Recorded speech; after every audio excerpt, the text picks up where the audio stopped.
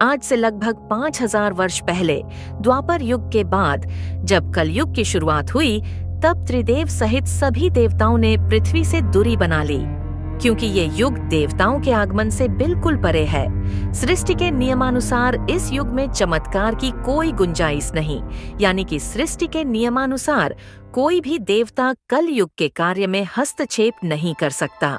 जब तक कलयुग का शासन इस धरती पर है, तब तक कली को ये बिल्कुल भी पसंद नहीं कि कोई भी देवी देवता उसके कार्य में बाधा बने। चूंकि कली असुर होने के साथ साथ एक युग भी है, तो इसलिए सभी देवता विवश थे। किंतु कल युग के शुरुआत से पहले ही देवों के देव महादेव को ये आभास हो चुका था कि कल युग जितना पुराना होता जाएगा, उसकी शक्ति उतनी ही प्रबल होती चली जाएगी और वो समय से पहले ही विनाश लीला की शुरुआत कर देगा। इसलिए महादेव ने कलयुग का संतुलन बनाए रखने के लिए पृथ्वी से जाते जाते महाबली हनुमान जी को यह कार्य सौंप दिया। महादेव ने हनुमान जी को कहा कि वे श्री राम नाम का प्रचार करें, जिससे कि कलयुग के साथ साथ हनुमान युग भी प्रारंभ हो जाए, जिससे कि कलयुग सदैव नियंत्रण में रहे। इसके बाद हनुमान जी धरती में आकर अलग अलग वेशभूषा में श्री राम के नाम का प्रचार करने लगे। इसके बाद जगह जगह श्री राम मंदिर बनने शुरू हो गए और ये वही समय काल था जब श्री राम के साथ साथ हनुमान जी की भी पूजा आरंभ हो गई। इसके बाद हर जगह श्री राम मंदिर के साथ साथ हनुमान मंदिर भी बनने शुरू हो गए। पर हनुमान जी खुद का मंदिर बनता देख बेहद निराश हो गए, क्योंकि वे चाहते थे कि हर जगह श्री राम की मंदिर बने, ना कि उनकी। क्योंकि हनुमान जी खुद को सिर्फ श्री राम का सेवक ही मानते थे, वह भगवान बनने के बिल्कुल भी इच्छुक नहीं थे। और जब हनुमान युग की शुरुआत होने लगी, तब यह बात कलयुग को पता चली। फिर कलयुग गुस्से में पागल हो गया और उससे रहा न गया। फिर उसने हर बार मंदिरों और मंदिरों के आसपास रहने वाले लोगों में पाप फैलाने की तमाम कोशिश की, पर वो हर बार नाकाम होता गया। फिर उसे पहली बार हनुमान जी की ताकत का एहसास हुआ। कली समझ गया कि किसी भी मंदिर या मंदिर के आसपास उसकी माया का कोई असर नहीं होने वाला, और फिर उसने बेहद शातिर तरीके से मंदिरों से मिलो दूर रह रहे इंसानों के अंदर मंदिरों के प्रति घृणा की माया फैला दी।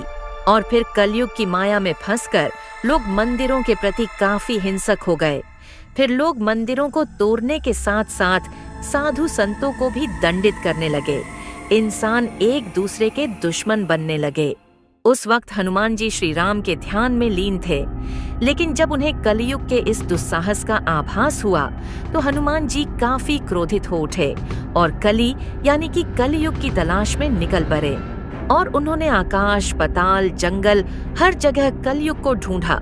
फिर इतने खोज के बाद आखिरकार दोनों आमने सामने आ ही गए।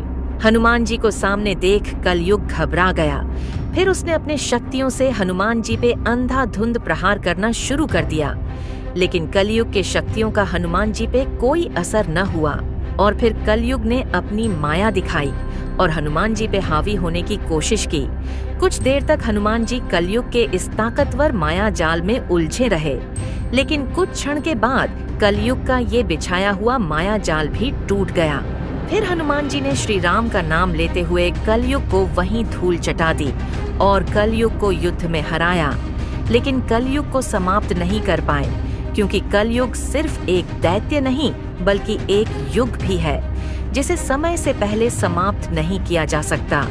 फिर कलयुग वहां से गायब होकर कहीं छिप गया और उसी समय से हनुमान जी और कलयुग के बीच ऐसे ही तमाम युद्ध होते चले आ रहे हैं। हर बार हनुमान जी ने कलयुग को शिकस्त दी। इसलिए बुराई कुछ समय के लिए अच्छाई पे हावी जरूर होती है, पर अंत में जीत सच्चाई की ही होती है। और हनुमान जी के इन्हीं प्रयासों से ही अब तक कलयुग समय से पहले घोर कलयुग लाने में विफल रहा, वरना अब तक तो कलयुग धरती पर विनाश लीला रच चुका होता। यदि आज धरती में कहीं अच्छे कर्म हो रहे हैं, यदि कहीं ईमानदारी है, यदि कहीं सच्चाई है, तो वो हनुमान जी की ही देन है। और इसलिए हनुमान जी को कलयुग का देवता भी कहा जाता है, क्योंकि इस कलयुग में एक हनुमान जी ही है जो सच्चे लोगों का सहारा है। तो आज के लिए इतना ही। यदि वीडियो पसंद आई हो तो वीडियो को लाइक जरूर करें।